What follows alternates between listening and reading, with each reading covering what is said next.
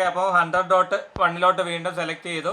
അതിനുശേഷം ഇപ്പോൾ ഞാൻ ഇതിനകത്ത് പാസ്വേഡൊന്നും കൊടുത്തിട്ടില്ല. അപ്പോൾ ലോഗിൻ കൊടുക്കുന്നു.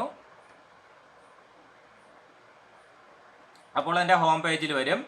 അതിനുശേഷം വയർലെസ് മോഡിലോട്ട് പോകുക. വയർലെസ് റിപ്പീറ്റർ എന്ന് പറഞ്ഞ് കാണും. ക്ലിക്ക് ചെയ്യുക. അപ്പോൾ എന്താണ്, ഇവിടെ അവൈലബിൾ ആയിട്ടുള്ള വയർലെസ് നെയിം SSID കാണിക്കും.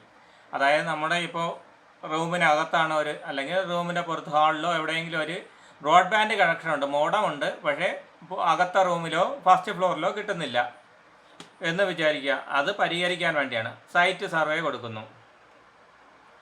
അപ്പോൾ എന്ത് ചെയ്യും, ഇത് സെർച്ച് ചെയ്യും. സെർച്ച് ചെയ്തിട്ട് അവൈലബിൾ ആയിട്ടുള്ള വൈഫൈ ഇവിടെ കാണിക്കും. ഏത് പേരിലാണോ അവിടെ ഉള്ളത് അത് സെലക്ട് ചെയ്യുക.